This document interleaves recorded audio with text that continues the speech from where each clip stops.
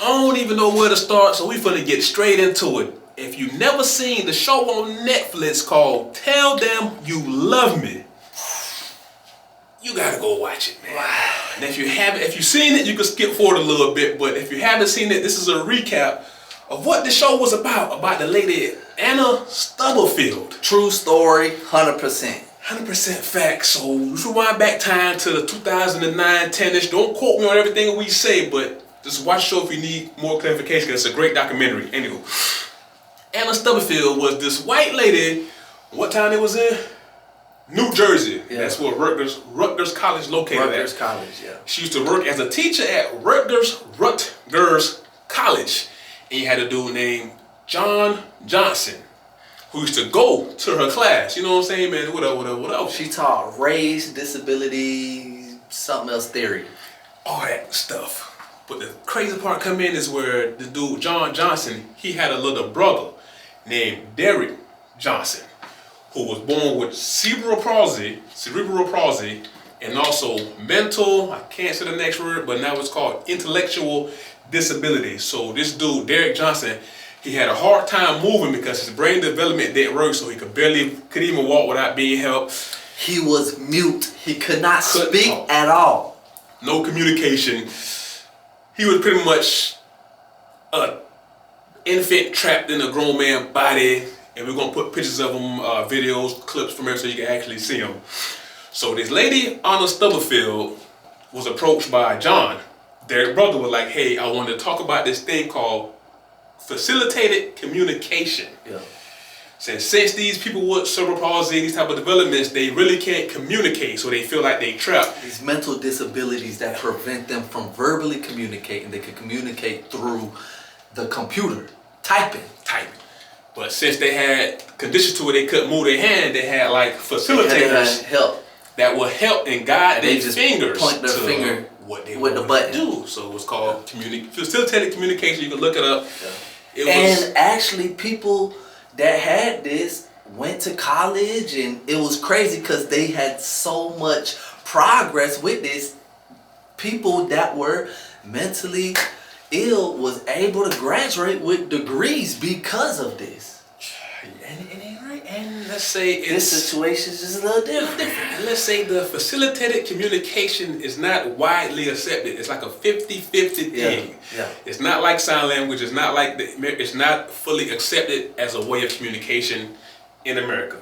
So anywho, this lady, Anna Stubblefield, she started working with Derrick Johnson with becoming his facilitator for communication. You know what I'm saying? So they started off kind of rocky by picking out pictures like, hey, she wanted to see how much intellect he actually had. So she say that she put pictures on the desk like, hey, pick out the card. And they say he was trying to, but having trouble controlling his arm to get to whatever. So she said she gently started touching his elbow and help him. And he could hit the button. Boom. Pick out the pictures, hit the button. Long story short, what she said was within a year of working with him, he was able to start expressing himself with full sentences and just talking, and just pretty much the person inside was finally able to communicate. It takes a dark turn though. It takes a very dark and weird turn. So the brother John Johnson and the mother Daisy Johnson, they was both happy, like, oh, okay, my son, my little brother, he's starting to communicate because now he, you know what I'm saying? He said his brother even claimed himself out his own mouth that there were so many times growing up where like they would say something and be in a conversation, the older brother and the mama, and then Derrick Johnson with the disability would actually like, he's trying to voice his opinion on specific matters, and he was like, dang, does he got something in there? So he was feeling. And we know when it comes to autism and mental disabilities, you fall somewhere on the spectrum, right? Where you might be good with numbers, colors, you might be good with something specific. Yeah. So now this lady, Anna Stubblefield and Derrick Johnson go to spending a lot of time together. And too much time. She's pretty much his voice right now. Using the facilitation, his voice, he got to communicate through her. This man started going to school, trying to get a degree with her as his facilitator, helping him communicate in class and all type of stuff. But stuff started getting kind of crazy because one particular incident, Derrick Johnson is Derrick Johnson, who he had been raised a certain way, and his family members, his brother and mom, always thought and felt like he liked it certain things. So one day they was on their way to a convention. The mom, the lady Anna Stubblefield, and Derrick Johnson in the back. The mom had on a gospel playing in the car. And then the lady Anna Stubblefield, she politely changed it to classical and told the mom, like, listen, you don't listen to him, but he like classical music, not gospel. So the mom was like, hold on, man, and put it back on gospel. How you gonna tell me what my son, like he been like this stuff? She like, no. Another incident is when the brother John told his little brother, like, hey, listen, let's we finna go home and go crack a beer and go chill after this. Then the lady said, no, he don't like that. He preferred red wine. He like, hold on, what the hell? And it was so much more stuff that happened, a lot more stuff that started happening for the family to feel like, hold on, is he talking or is you talking? But the family confused because they're like, damn, is this really him? What the hell is going on? I don't even know my little brother for real. Eventually, it took the dark turn. Well, let me just say, what the brother really felt like and the mother really felt like, he started going from a complete black man to a contemporary white woman. Yeah. Did not point at you, but contemporary white woman. I peeped that. Y'all seen the subliminals. Y'all seen the indirect pointing at me. So they was like, man, what the is going on? So they started boom, boom, boom. So within the next following year, Anna Stubblefield was married. Oh yeah. Ooh. We got to get this in. She was married and she was having, this is very important, she was having a troubled marriage with another black dude. And everything she said she liked in a man, intellectually wise, how a man pretty much read his conversations, all the stuff there. She said, Derrick Johnson, aka D-Man, we start calling him D-Man. Which is very important. He had all the traits intellectually that she wanted in a man. Something about her past husband, I don't know. They had 2 kids together and so forth, so forth. And she was going through a divorce, but really not going through a divorce. Let's go and skip forward a little bit.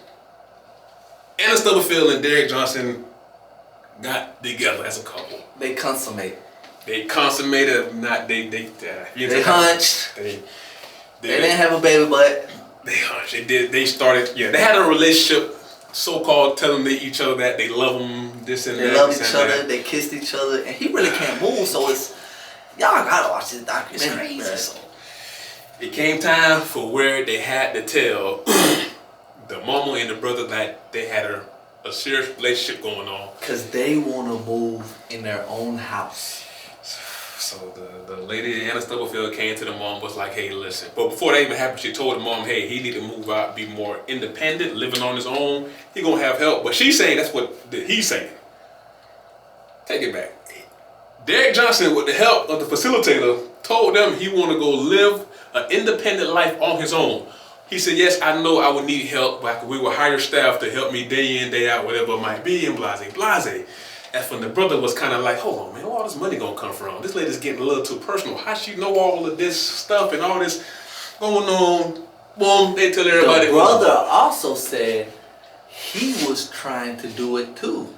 He was trying to help his brother do the same thing. This is a car, this is that, and guess what? It didn't work for him at all. Even the mother said she tried, like, hey, why won't he talk with me holding his hand? So the question really coming down to who doing the talking, Anna or Derrick? Like, who was doing the talking? And then they told the family, like, yeah, we're having sex, we're in love, and this and that. They're like, oh, hell no, you tripping, you know what I'm saying? The mama's main concern was, you're having sex with my son with cerebral palsy and mentally, boom, and you're still married. He's mentally challenged. And you're married. You're not divorced. With kids. With kids. So she pretty much came back later on, told the mother, if you answer the phone and we could talk, whatever, I would set a date, a perfect date to where I would leave my husband so I could be with your son permanently and forever. So then I forgot what really took place of that. They got too suspicious. The mom, the brother, they're like, hold on, man, something ain't right. So they got the police involved. So the police told the mom set them up to call ambush Anna Stubblefield and talk about what was done. So if you gotta actually watch it. We might be able to post a clip of it of what particularly happened with that phone call. But long story short, the mom called Anna with some sympathy. Whole time the call being recorded was like, listen, we need to talk because my son is not acting right no more. I think he miss you and stuff. Like, yeah, I know he is because I miss him as well, and he really want to see you. No lie. The whole time, there's not one time you're not gonna think she really don't love this man. Oh yeah, because she lays it on thick. She was messed up about Derrick. She didn't care about Derrick's challenges, mentally, physically. She didn't care about none of that. Boy, matter of fact, we skipped a very important part before they even got to that phone call that's set up by the police. The brother, John, he like, man, what is going on, man? He was really mad because for some reason he couldn't get his brother to communicate with him, with the facilitated communicator, that's him being the facilitator. Yeah. So he went back and watched some videos on how to do it. And he ran into a video called Frontline featuring Dr. Howard Shane, who created the double-blind test. And the reason why that test was created, because you had another individual that was intellectually challenged named Betsy. Sick. Was in a program. Disgusting. And the facilitator she had kept saying that Betsy keep on telling me that certain individuals in this program keep sexually assaulting her. And she was pretty much blaming so many people for doing it. And the program like, nah, this is not true. And come to find out, the facilitator, everybody who Betsy named was people she didn't like herself. So that's when they brought in Howard Shane. Dr. Howard Shane, that's when he invented the double-blind test. Because they wanted to know, was it Betsy really saying this, or was it her facilitator trying to get people in trouble who she just didn't like? So the test is pretty much, they both show the facilitator a picture of a car, then show the actual person that was handicapped a different picture, but the facilitator would help him type car. And he really showed him a picture of shoes. So that's how the professor knew you're lying. So if I was a facilitator and he was Betsy, I seen the car, he seen the sneaker, we should be typing out shoes right now, or a sneaker. But every time he did it, it would type out what I seen. Yeah. So long story short, caught him. It's not Betsy talking, you're doing the talking for her. So that's when the brother seen it, was like, hold on, it hit him.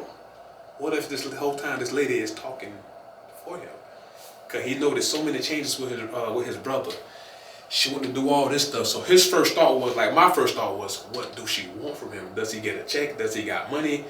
Yeah, majority of the time they do get a government check. But honestly, truthfully, I don't think she wanted none of that. I think she was in love with him. She was really in love with this man, and either she's psychotic, sick, disturbed, messed up. Before we get to what we really in love. Before we get to what we think, let's go just finish out what happened. I'm just gonna skip to the point. She went to court. It wasn't a great trial process. It was terrible. She got locked up. They ain't giving no. They didn't do the double blind test. They didn't do it. Which they should. They ain't bring no real information. I gotta say this though, bro. Yeah. Cause this is what's like. I don't know. You feel me? I don't know. So when he was younger, I want to believe in middle school, I think. Yep. He had a teacher. Before you said, let's get to the point. She got found guilty for raping that man, sexual assault, because they say he could not communicate on his own, and she was the one facilitating for him. Right into our views. Go ahead. And caught 24 years. 12. 12? Oh, yeah, it was either 12 or 24. I thought it was 12 each. Because she got 2 charges. Yeah. But she only did 2. She came back on appeal, had to do 2 years. It was time served at the time, so she got out. That's good. Right? But there were certain things, though, that she didn't know about his past. And she was like, I never really asked you what you like to be called. What do you like to be called? And he typed D-M-A-N. And she was like, what the heck is that? So she went to the mama and said, hey, Miss Daisy, what is D-M-A-N? I asked him what he likes to be called, and she said, oh my God, his nickname from his 13-year-old, when he was 13 years old, his teacher used to call him D-Man. And this was the teacher that taught this man how to walk. So that was pretty impactful, and it made a lot of sense why he wanted to be called that, because he really liked that teacher. He walked for the first time in his life with this teacher who called him D-Man. And Anna Stubblefield did not know that at all. So for him to tell her, I want to be called D-Man, it's kind of like, In the courts, I will say this. I felt like from the beginning, the courts, the trial, was all fully against her, because they didn't let that piece of evidence in the courts. Another piece of evidence was Sharonda Jones. Oh, yeah. Remember when he was in school, but this is where it get tricky at. When he was in school, he had to do a report about a Black History book or Black History project when he got home.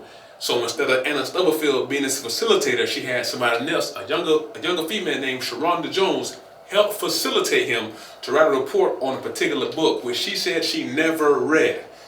And she helped him, and he wrote a whole project. It wasn't the greatest piece, but it was enough for them to say, wow, somebody read this book. Bruh. But you might have missed this part. When they interviewed Sharonda Jones, she admitted she never ever read the book, but her roommate read the book and also did a report. And their reports came out similar. Ooh.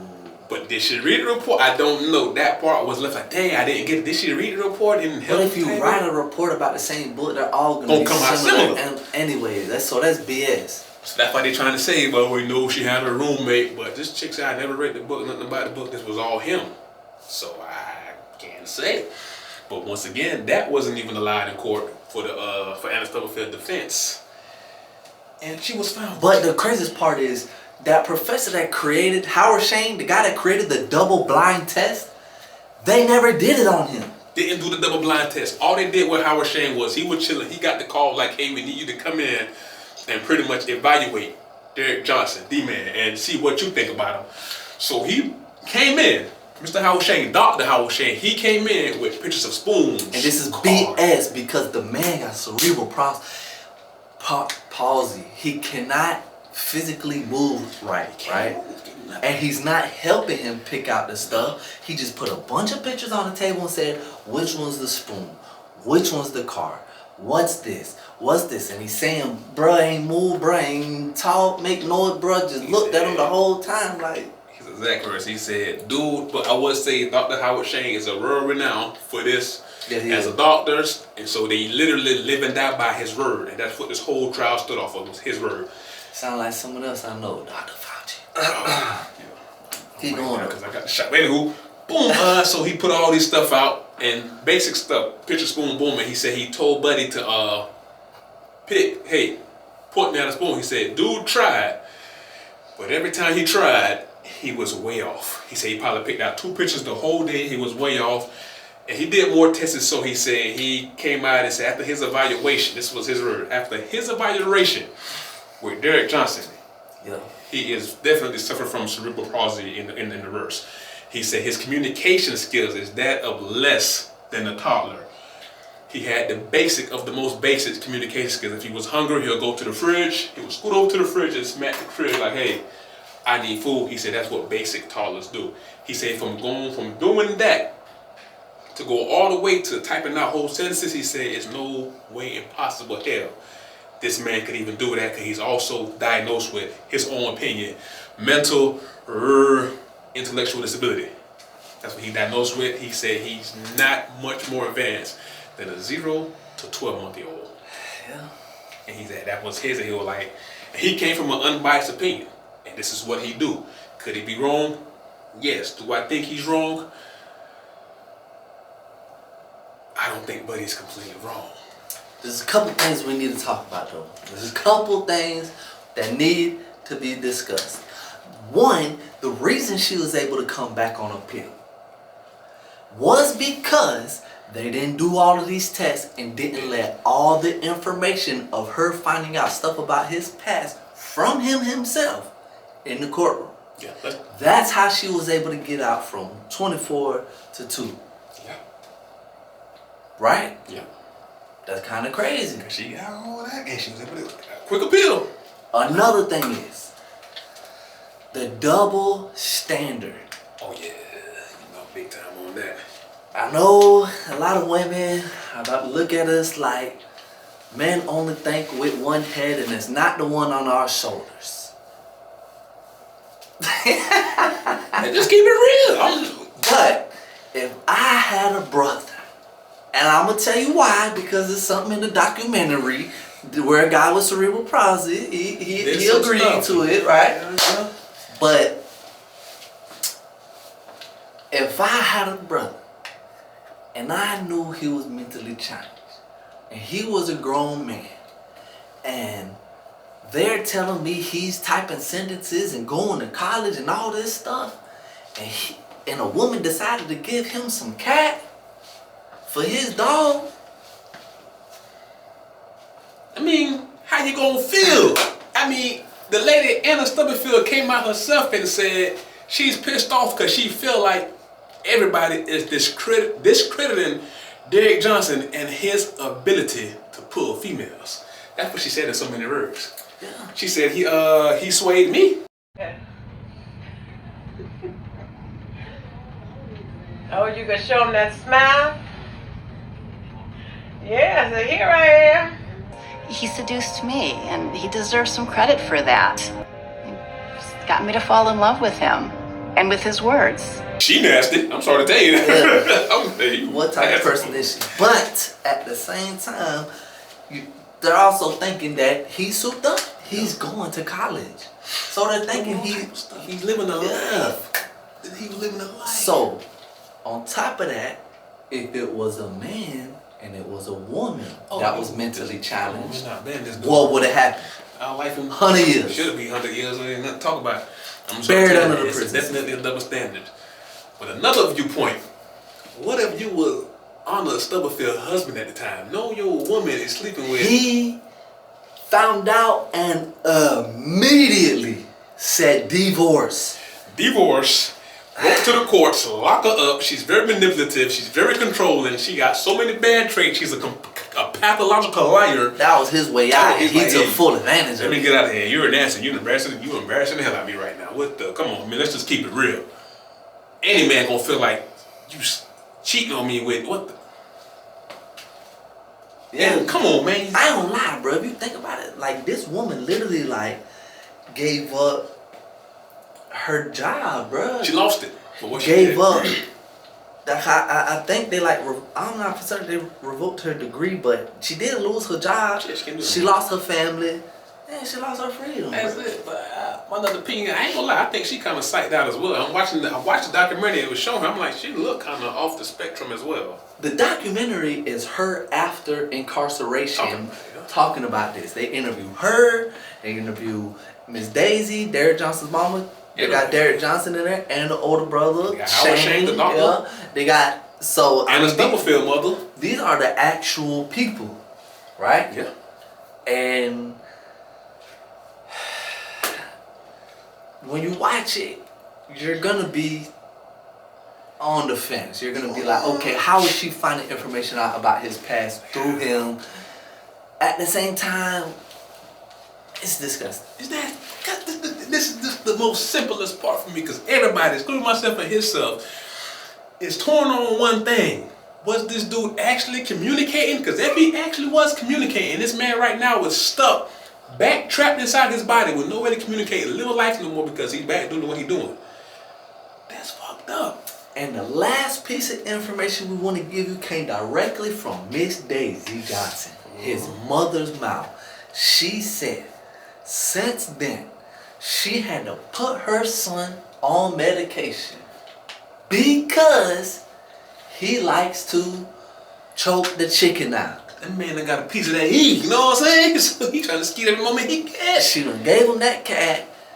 It was the best feeling of his life. And now he whipping this thing out And he and stroking. You feel me? Because it's crazy. Was she talking to him, or did she create another person for herself to fall in love with using him?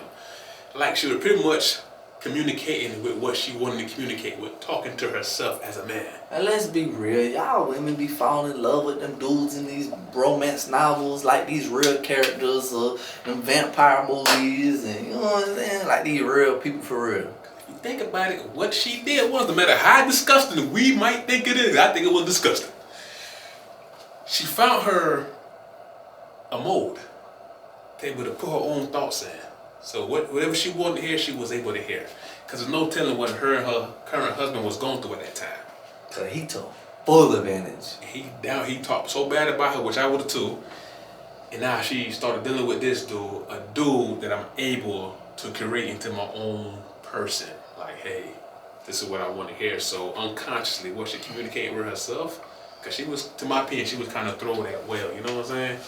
So, if you made it this far, this is what you came for.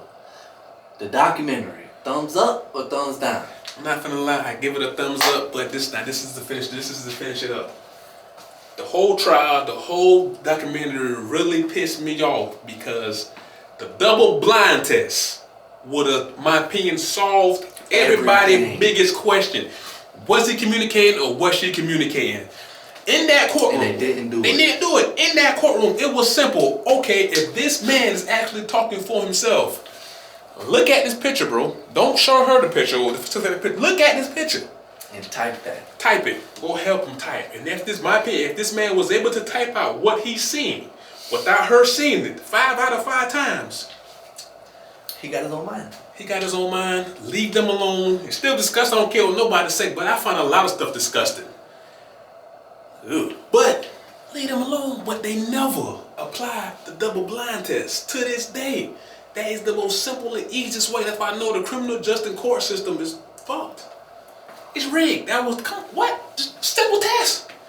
And you open and shut this case in 1 minute. So he's talking. Look at that. Boom. Type it. And then she grab his hand and buddy type out whatever he's saying. Okay, 1. Do it 5 times. You get all 5 times. Leave them alone, man. Let them be.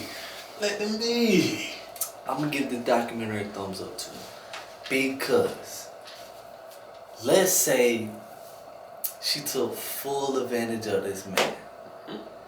This actually happened before. This is why the double blind test was created for SA. Sensual assault. You know what I'm saying? I don't want to say grape or nothing like that, but y'all know. So, they needed to come out with this documentary because unfortunately, the people that is being born with autism, the rates are increasing dramatically. Like it's skyrocketing. Whether it's whatever y'all want to say it is, or you know what I'm saying, whatever it is, I don't know. But the truth is, it is. And there's mentally challenged people being born left and right these days. So if you do have a family member that is like this, you need to go watch this to make sure the people ain't taking advantage of your relative. Yes, sir. So I do give this documentary a thumbs up because it was straight to the point, the whole documentary. It was a good documentary. And like myself personally, I would have gave it the complete thumbs up, but I give it a half a thumb just because they didn't do the double blind test. I wasn't being. That's the only thing I'm pissed off about. So we get a thumb like going that way from the both of us together. They didn't let any of the real evidence come into the trial. They could have opened and shut the case with the double blind test. And to this day, we still don't know. This is after this happened. She was incarcerated 2 years. She's free now. She still talk like she loved this man. You can see in her eyes she's batshit crazy in love, and she's also this crazy, but she's in love. She's in love. Y'all will watch it. What's it called again? Tell them you love me. It's on Netflix, and no, we're not sponsored by Netflix, but Netflix, if you do want to sponsor, man, we willing. Man, like, subscribe, comment, let us know what y'all think, share. Lower recidivism. Lower recidivism.